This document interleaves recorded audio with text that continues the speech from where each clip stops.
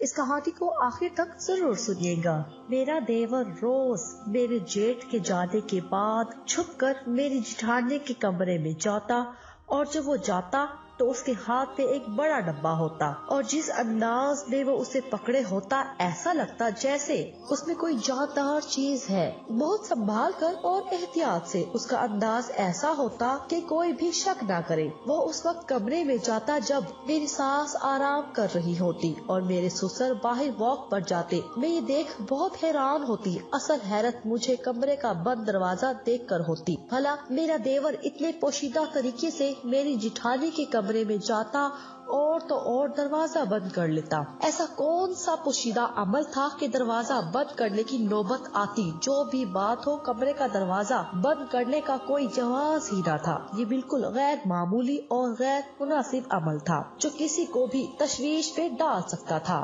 میں بھی اسی طرح حیران ہو رہی تھی۔ مجھے تجسس بھی ہو رہا تھا، پر مجھے ان سب معاملات سے کوئی غرض نہیں تھی۔ مجھے شروع سے اپنے سسرالی معاملات میں دلچسپی نہ تھی۔ میں اپنے کام سے کام رکھتی تھی اور زیادہ تر اپنے کمرے میں رہتی تھی۔ اکثر میری ساس اس بات پر باتیں بھی بناتی کہ میری چھوٹی بہو کمرے میں بند رہتی ہے، پر یہ باتیں اس سسرالی فساد سے بہتر تھی جو آئے دن سسرال میں بہوؤں کی برائی کے طور پر منعقد ہوتا تھا۔ اس فساد سے بہت بہتر تھا کہ میں نک چڑی اور بری بہو بن جاتی، جبکہ میری جٹھانی کے سب گرویدہ تھے۔ وہ سب کے کام کرتی، سب کو پوچھتی اور سب کی خدمتیں کرتی، اور مجھے ان کے ڈرامے سخت زہر لگتے۔ لیکن پھر وہی بات تھی، وہ جو بھی کرے مجھے غرض نہیں تھی۔ لیکن مجھے جب وہ زہر لگتی جب میرے شوہر مجھے سمجھاتے اور کہتے، فوزیہ بھابی، جیٹھانی جیسے بنو، نہ کہ یوں کمرے میں پڑی رہا کرو، اس گھر کو اپنا گھر سمجھو اور کھلا ملا کرو، جبکہ یہ بات میرے تن بدن میں آگ لگا دیتی۔ لیکن پھر وہی بات تھی، مجھے ان ڈراموں میں پڑھنے کا شوق نہیں تھا۔ لیکن یہ بات بہت عجیب تھی جو مجھے متوجہ کر رہی تھی۔ لاکھ سر جھٹکنے کے باوجود مجھے تجسس ہوتا کہ آخر اس ڈبے میں ہوتا کیا ہے، اور روز ایک نیا ڈبہ، اور حیرت انگیز طور پر وہ ڈبہ میرا دیور واپس بھی کمرے سے باہر نہیں لے جاتا۔ اب مجھے یہ جاننا تھا کسی بھی صورتحال میں۔ ویسے تو یہ میرے مزاج کا خاصا نہ تھا کہ میں کسی کے معاملات میں دلچسپی لوں، پر جب وقت پڑنے پر گدھے کو بھی باپ بنانا پڑتا ہے، اور اسی مثال کے مترادف میں نے فیصلہ کیا کہ میں پتہ لگاؤں گی کہ آخر ماجرا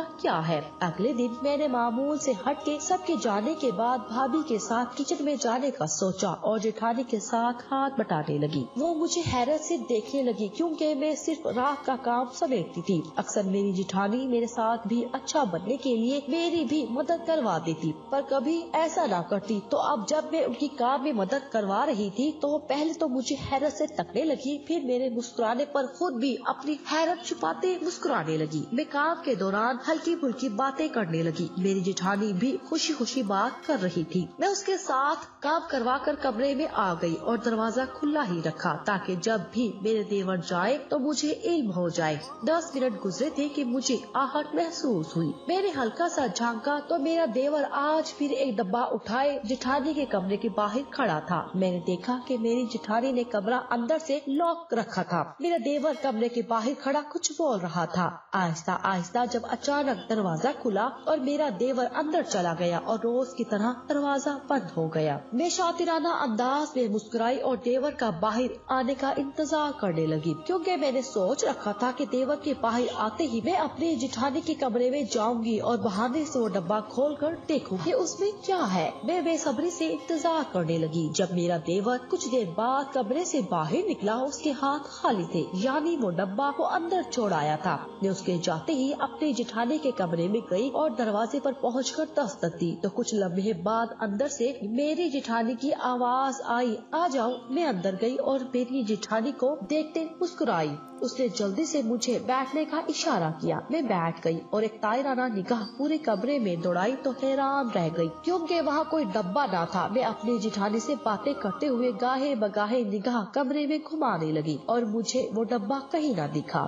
میری جیٹھانی کا کمرہ کوئی اتنا زیادہ وسیع و عریض یا چیزوں سے بھرا ہوا نہ تھا کہ پتہ ہی نہ چلتا۔ کمرہ تو بالکل سادہ تھا کہ چھوٹی بڑی ہر چیز نمایاں تھی، پر وہ اتنا بڑا ڈبہ کہاں कहा जा सकता था। मैं बैठी बातें करने लगी तो मेरी जिठानी मुझसे माजरत करती बाथरूम चली गई, जबकि मैं फौरन खड़ी हुई और बेड के नीचे देखने लगी, लेकिन वहाँ कुछ नहीं था सिवाय चंद लकड़ी के फ्रेम के सिवा। मैं बुरी तरह ठटकी और जेठानी के निकलने से पहले पूरे कमरे को टटोला, लेकिन वहाँ तो बड़ा तो दूर छोटा डब्बा भी न था। मैं इस बेचैनी में थी जब मेरी जेठानी कमरे से बाहर निकली और मुझे खड़ा देखकर चौंक गई और मुझसे पूछने लगी, क्या हुआ? मैंने कहा, कुछ नहीं, बस शीशे में देखकर अपने बाल दुरुस्त कर रही थी। ड्रेसिंग टेबल सामने ही था। मैं बाल दुरुस्त करती वापस बैठ गई और बातों ही बातों में जेठानी से पूछा कि भाभी, मैं रोज उसामा देवर को आपके कमरे में आता देखती हूँ। मैं इतना बोल कर खामोश हो गई, जबकि मेरी जेठानी का रंग पीला हो गया। वो एकदम घबरा गई। अपनी घबराहट लाख छुपाने के बावजूद उनके चेहरे से जाहिर था मेरे अंदर कमीनी सी खुशी हुई। उन्हें डरता देखकर यानी मैं सही थी। मेरी जेठानी जो नेक बीबी बनी घूमती थी, वो कोई और ही गुल खिला रही थी। मैंने वापस अपने जेठानी को मतवजा किया तो वो फौरन बोली, हाँ, वो मुझसे बहुत ज्यादा अटैच है ना, तो कभी भी आ जाता है। मुस्कुराकर कहते हुए उन्होंने नजरों को दरवाजे की तरफ कर लिया। मैंने कहा, कभी भी नहीं, वो तो सिर्फ एक वक्त आता है, बड़े भैया मेरे जेठ के जाने के बाद। पर खैर है, शायद मेरी गलत फहमी हो। मैंने नॉर्मल अंदाज में कहा, पर मेरे कहने पर मेरी जेठानी नॉर्मल ना रही। उसके चेहरे का रंग सुर्ख हो चुका था, जबकि वो फिर भी मुस्कुराई और बोली, ऐसा कुछ नहीं जैसा आप सोच रही हैं। मैंने कहा, ठीक है भाभी, मैं तो बस वैसे ही पूछ रही थी, आप तो घबरा गई। तो मेरी जेठानी फौरन से हंसने लगी और बोली, मैं भला क्यों घबराऊंगी, मैं किसी से डरती थोड़ी हूँ। उन्होंने आखिरी जुमला जानबूझकर मुझ पे कहा था। मेरी मुस्कुराहट सिमट गई। मेरी सोच सही थी। मेरी जेठानी सबके सामने जितनी मीठी और जितनी हमदर्द बनती थी, वैसी थी नहीं। मैंने अपनी जेठानी से पूछा कि उसामा देवर रोज एक डब्बा भी लाता है अपने हाथ में। मेरी बात पर वो एक बार फिर सुन हो गई। फिर संजीदगी से बोली कि वो अपनी पढ़ाई की किताबें लाता है, मुझसे मदद लेने और कर चला जाता है। वो जिस तरह बोली थी, साफ जाहिर था कि मेरा बात करना उन्हें इंतहाई नागवार गुजर रहा था। मैं उसके बाद उनके कमरे से निकलकर चली गई। अब तो यकीन की मोहर लग चुकी थी कि सिमड़ी में कमड़ी मामला कुछ और है, और जब घी सीधी उंगली से ना निकले तो उंगली टेढ़ी करनी पड़ती है। मैंने नया मंसूबा बनाया और मुझे यकीन था कि ये जरूर कामयाब होगा। अब मुझे सिर्फ कल का इंतजार था, फिर सारी हकीकत मेरे सामने होनी थी। अगले दिन मैं अपने कमरे में ही रही, बाहर भी ना निकली कि कहीं मेरी जेठानी को शक न हो जाए, जबकि वो रात से ही बिल्कुल खामोश थी। सबके काम पर जाने के बाद मैं दरवाजा बंद किए हल्की सी खिड़की में से देखने लगी, और जैसे ही मेरा देवर कमरे के अंदर गया, मैं भागकर पीछे गैलरी में गई, जो बहुत मुख्तसर थी कि वहाँ खड़ा होना भी मुश्किल था। वहाँ गर्म पानी का गीजर और मुख्तलिफ कबाड़ था, पर मैं बहुत एहतियात से बिना आहट पैदा किए खिड़की के करीब पहुँची और चुरी में से अंदर का मंजर देखने लगी। लेकिन मेरी आंखों ने जो देखा और जो कानों ने सुना, वो मेरे पैरों तले गोया जमीन खींच गया। मैंने जो सोचा, मामला तो इससे भी बड़ा था। जहाँ मेरी सोच खत्म होती थी, वहाँ से ये दिल दहला देने वाली मशकूक हरकतों की बुनियाद शुरू हुई थी। अंदर मेरा देवर। मेरा नाम शाइस्ता है। मैं इस्लामाबाद से ताल्लुक रखती हूँ। मेरे वालिद का नाम बुरहान है और वालदा का नाम रिहाना। मेरे वालिद बिजनेसमैन हैं और बहुत असरो शौक वाले इंसान हैं। हर कोई उन्हें जानता है। उनका नाम मुल्क के मशहूर बिजनेसमैन में शामिल है। मैंने नर्स यूनिवर्सिटी से ग्रेजुएट किया है। मेरा कोई बहन भाई नहीं। मैं अपने माँ बाप की वाहिद औलाद और बहुत ज्यादा लाडली हूँ। मैं जब 23 साल की हुई तो मेरे लिए मेरे पापा के दोस्त के बेटे का रिश्ता आया, जो लंदन से डॉक्टरी पढ़कर आ रहा था और बेहद हसीन था। हसीन तो मैं खुद भी बहुत थी कि अक्सर एक बार देखने वाले लोग वापस पलटकर जरूर देखते थे। मेरे कई रिश्ते भी आ चुके थे जो मेरे माँ बाप को मेरे लिए पसंद नहीं आए थे, जिनमें से कुछ खानदान के भी शामिल थे। लेकिन इन रिश्तों पर मेरी मामा को एतराज था कि वो खानदान में मेरी शादी नहीं करेंगी। यूं भी खानदान में ज्यादातर लालची थे, जो लड़की यानी मुझे नहीं, मेरे बाप की जायदाद चाहते। ऐसे में मेरे माँ बाप सिवाय इनकार के कुछ नहीं कर सकते थे। लेकिन जब मेरे पापा के दोस्त के बेटे का रिश्ता आया तो पापा ने इनकार ना किया और मामा से मशवरा किया। मेरी मामा को भी इस रिश्ते में कोई खराबी नजर ना आई। उनका भी अपना बड़ा बिजनेस था। लड़का बाहर से पढ़कर आ रहा रहा था, और वो भी अपने माँ बाप की इकलौती औलाद था, क्योंकि कोई बहन भाई ना था, ना कोई झमेला, और ना ही उन्हें हमारी दौलत से लालच थी, ना ही कोई डिमांड की गई थी। लड़का भी शक्लो सूरत में टक्कर देता था। मुझे भी इस रिश्ते में कोई बुराई नजर न आई और मैंने हाँ कर दी। रिश्ता पक्का हुआ था। एक हफ्ते बाद ही छोटी सी मंगनी की रस्म कर दी गई और शादी की तारीख अगले महीने की रखी गई। मेरी शादी पर बड़े बड़े बिजनेस के लोगों को इनवाइट किया गया, बड़े बड़े डिजाइनर हायर किए गए। घर को शादी से एक हफ्ता पहले ही दुल्हन की तरह सजा दिया गया। मैं भी बहुत खुश थी। मेरी सारी दोस्तें मेरे होने वाले दुल्हे को देखती मेरी किस्मत पर रश्क कर रही थी, क्योंकि मेरा होने वाला दुल्हा उन सब के शोहरों से ज्यादा खूबसूरत और अमीर था। खानदान के काफी अफराद जले हुए थे जिनके बेटे का रिश्ता रिजेक्ट किया था। शादी के दिन देखते देखते करीब आ गए। तैयारियां मुकम्मल थी। मेहंदी के अगले दिन ही बारात थी। मैं तैयार होकर हाल में पहुंच गई थी। आहिस्ता आहिस्ता मेहमानों की आमद भी शुरू हो गई और तो और सब बारात का इंतजार करने लगे। वक्त गुजरता गया और बारात ना आई तो सब परेशान हो गए। मैं भी परेशान हो गई और अपनी अम्मी से बारात के मुतालिक पूछने लगी। मुझे अचानक से घबराहट होने लगी थी। हाल में अमीर से गरीब हर मेहमान मौजूद थे और बारात लेट हो जाने पर न जाने क्या क्या सोच रहा था। कहीं एक तरफ बारात लेट होने पर मेरा दिल भी अंदर से डर रहा था, घबरा रहा था कि कहीं बारात ना आई तो। पर फिर मैं अपना जहन झटक देती जब मुझे मेरी कजन ने आकर उठाया और अंदर ब्राइडल रूम में मुझे ले जाने लगी। मैंने बार बार पूछा कि अंदर क्यों लेकर जा रही हो, तो वो बोली सब्र करो, और ब्राइडल रूम में लाकर मुझे बताया कि दुल्हा वापस लंदन भाग गया। मेरे सर पर गोया पूरा आसमान टूट गया कि मैं दुल्हन बनी बैठी हूँ और दुल्हा भाग गया। मेरे मुंह से घुटी घुटी आवाज निकली, क्यों? तो मेरी कजन ने बताया शायद वो लड़का ये शादी नहीं करना चाहता था, उसके साथ जबरदस्ती कर रहे थे इसलिए भाग गया। मेरे पैरों में जान ही ना रही और मैं फौरन बैठ गई। मुझे अपने ऊपर रोना आने लगा और मैं रोने लगी तो मेरी कजन ने मुझे चुप करवा दिया और कहा कि परेशान मत हो, सब ठीक हो जाएगा। मैंने कहा सब कैसे ठीक होगा? मेरी बारात लौट गई, लोग मेरे मुतालिक ना जाने क्या क्या बातें बनाएंगे। मेरा कहना था कि मेरी कजन ने मुझे गले लगा लिया और कहा परेशान मत हो, सब ठीक होगा, थोड़ा सब्र करो। मैं खामोश हो गई जबकि जहन में जंग चल रही थी। दिल कर रहा था कि एक बार वो फरंगी सामने आए और मैं उसके दांत तोड़ दूं। अगर नहीं पसंद थी तो मना कर देता, यूं मेरा तमाशा क्यों बनाया। कुछ देर बाद मेरी अम्मी और खानदान के दूसरे बड़े अंदर आए और मेरी अम्मी मेरे सर पर चादर उड़ाने लगी। मैं खामोश रही और मेरी अम्मी ने बताया मेरा निकाह हो रहा है। निसब के दरमियान चाहकर भी उस वक्त कोई सवाल ना कर सकी और मेरा निकाह उस इंसान से हो गया जिसके नाम से भी मैं ना वाकिफ थी। और फिर सब कुछ कैसे होता गया मालूम ही ना हुआ। कुछ घंटे बाद मुझे किसी के हमरा गाड़ी में रुखसत कर दिया गया। मैं पत्थर की मूरत बने गाड़ी में बैठ गई। मेरे माँ बाप ने मुझे गले लगाया और फिर और भी बहुत लोग मुझसे मिले, जबकि मुझे कुछ समझ ही ना आया। होश मुझे तब आया जब घंटे भर बाद गाड़ी एक मिडिल क्लास मोहल्ले की गली में रुकी। मैंने सब भूल कर खिड़की से बाहर देखा तो मेरा दिल रोने का करने लगा। यकीनन यहाँ उस शख्स का घर था जिसके साथ मेरा निकाह हुआ था, जबकि मैंने कभी इस मोहल्ले में आने का तस्वुर भी न किया था। अब क्या इज्जत रह जाती मेरी? जब सबको मालूम होता मेरा शोहर यहाँ रहता है तो क्या होता।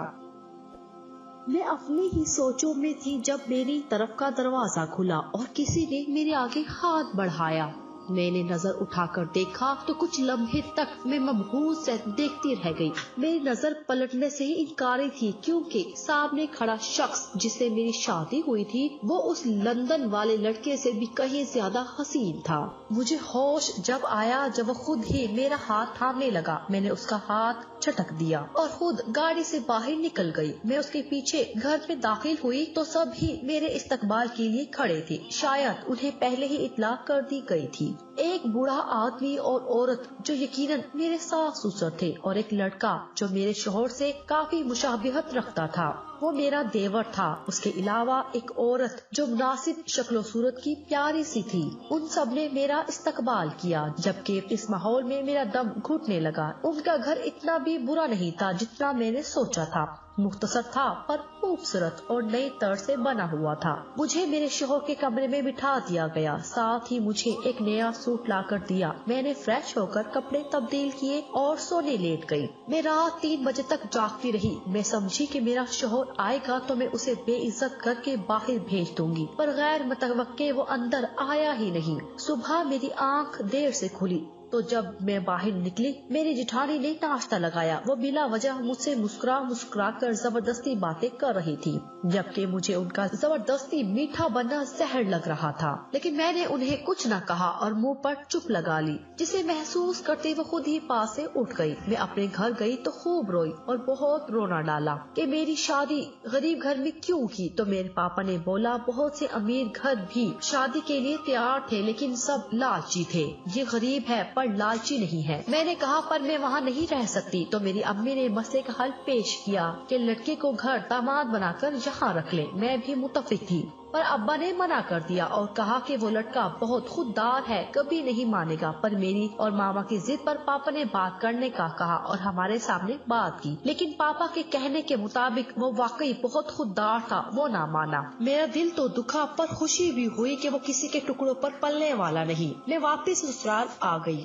مجھے اپنے شوہر سے جلد ہی محبت ہو گئی. وہ بہت پرخلوص، نرم مزاج، خوبصورت اور خوبصورت تھے، جبکہ ان کے علاوہ مجھے سسرال میں کوئی بھی اچھا نہ لگتا. میں سب سے کٹی سارا دن کمرے میں بند رہتی. میں نے اپنے شوہر کے کہنے پر شام کا کچن سمیٹنے کی ذمہ داری لی. اس کے علاوہ میں کچھ نہ کرتی. میری امی کہتی تھی کہ سسرال کو ان کی حدود میں رکھنا چاہیے ورنہ سر پر چڑھ کر ناچتے ہیں، اور میں نے بھی انہیں ایک حد تک محدود رکھا تھا. اکثر میرے شوہر کو اس پر اعتراض ہوتا تھا جسے میں رد کر دیتی، لیکن اکثر میرے شوہر مجھے میری جٹھانی جیسے بننے کے لیے کہتے، گھر والوں کے ساتھ گھلنے ملنے کا کہتے، اور مجھے ان کی یہ واحد حرکت ناگوار گزرتی. میرے سارے دوستوں کو بھی معلوم ہو چکا تھا کہ میری شادی میرے پاپا کے آفس میں کام کرنے والے ایک لڑکے سے ہوئی، پر انہوں نے میرا کوئی مذاق نہیں بنایا بلکہ مجھے خوش رہنے کی دعا دی. سب ٹھیک تھا سوائے میری جٹھانی کی نیک بیوی بننے والی حرکتوں کے علاوہ. ان کی وجہ سے اکثر میرا شوہر مجھ سے بدظن ہو جاتا تھا.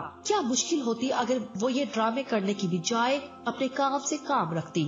ایسے میں مجھے جب ان کی ایسی مشکوک حرکتیں دکھی تو جاسوسی فرض بن گیا تھا. جبکہ میرے دیور کے لیے میری ساس کوئی بھی لڑکی پسند کرتی تو وہ انکار کر دیتا، اور اب جو وجہ مجھے معلوم ہوئی تھی اس کی، اب تو سب کچھ میرے ہاتھ میں تھا. میں چاہتی تو ابھی اپنی جٹھانی کو عرش سے فرش پر گرا سکتی تھی، پر مجھے عجیب لگنے لگا. میرا معیار اتنا گرا نہیں تھا، نہ ہی میں ایسی حرکت کر سکتی تھی. کسی کو برا بنا کر اچھا بننا میری فطرت نہ تھی. ویسے بھی برائی کب تک چھپتی، ایک نہ ایک دن سب سامنے آ جاتا. اس بات کو 2 دن ہی ہوئے تھے جب میرے شوہر نے کسی بات کو لے کر مجھ پر غصہ کیا اور مجھے ایک بار پھر میری جٹھانی سے سسرال میں رہنے کے طور طریقے سیکھنے کو کہا. میرا صبر کا پیمانہ لبریز ہو گیا اور میرے غصے کا پارا بڑھنے لگا، اور میں نے فیصلہ کیا کہ اپنی جٹھانی کا چہرہ سب کے سامنے لاؤں گی اور پھر پوچھوں گی اپنے شوہر سے کہ کیا اس کی جیسی بنوں. میں نے رات سب کو اکٹھا کیا. سب جمع ہوئے اور مجھے ناسمجھی سے دیکھنے لگے. تب میں نے اپنے جٹھانی کو درمیان میں آنے کا کہا اور کہا کہ آپ کے اور اسامہ کے درمیان جو کچھ چل رہا ہے وہ آپ خود بتائیں گی یا میں بتاؤں، جو میں نے بند کمرے میں آپ دونوں کو کرتے دیکھا. میری بات پر جہاں سب کا رنگ غصے سے سرخ ہو گیا، وہیں میری جٹھانی کا رنگ بالکل سفید ہو گیا. میری ساس غصے سے آگ بگولا ہو گئی، جبکہ میرے شوہر نے مجھے غصے سے اپنی طرف کھینچتے ہوئے پوچھا کہ کیا بکواس کر رہی ہو، اور مجھے اپنے ساتھ کمرے میں لے جانے لگے. لیکن میں نے انکار کر دیا اور خود کو چھڑواتے غصے سے کہا کہ میں سچ کہہ رہی ہوں، اور وہ سب بتایا جو میں نے اس دن چھپ کر کمرے میں دیکھا تھا. میرا دیور دروازے پر دستک دیتے اندر آیا. اس کے ہاتھ میں ڈبہ تھا جسے دیکھتے ہی میری جٹھانی غصہ ہو گئی اور میرے دیور سے بولی کہ میں نے کتنی بار کہا ہے یہ سب مت کرو، ان سب کا کوئی فائدہ نہیں. تم جتنی بھی محبت کرتے ہو اب کچھ نہیں ہو سکتا. خدارا اسامہ مجھے ذلیل مت کرواؤ، وہ عاجزی سے کہہ رہی تھی، جبکہ میرے دیور نے وہ باکس بیڈ پر رکھا اور بولا محبت نہیں جنون ہے میرا. یہ کیوں نہیں سمجھتی آپ چاہیں تو سب کچھ ہو سکتا ہے. ایک بار میرا ساتھ تو دے ورنہ میں مر جاؤں گا. میرے دیور نے بے بسی سے کہتے اس ڈبے سے فریم نکالنا شروع کیے. میں چونک گئی. ایسے بہت سے فریم میں نے بیڈ کے نیچے بھی دیکھے تھے، پر میں نے اس پر غور ہی نہ کیا. میرے دیور نے وہ فریم واپس ڈبے میں ڈالے اور وہ ڈبہ پہ جٹھانی کے سامنے کیا اور بولا یہ سب آنکھیں بند کر کے بنائی ہے میں نے. یہ میری محبت کی انتہا ہے کہ آنکھیں بند کر کے بھی نقش اتار سکتا ہوں. وہ پینٹنگز تھی. جب میری جٹھانی بولی کہ میں جانتی ہوں تم محبت کرتے ہو، میں تم پر یقین کرتی ہوں، پر اب بہت کچھ بدل چکا ہے، اب کچھ نہیں ہو سکتا. خدارا میری زندگی مشکل مت بناؤ. جب میرے دیور نے وہ ڈبہ بیڈ پر پھینکا اور کہا کہ میں آپ کو 1 ہفتے کا وقت دیتا دیتا ہوں، یا تو آپ میرا ساتھ دیں یا میں اپنی جان دے دوں گی۔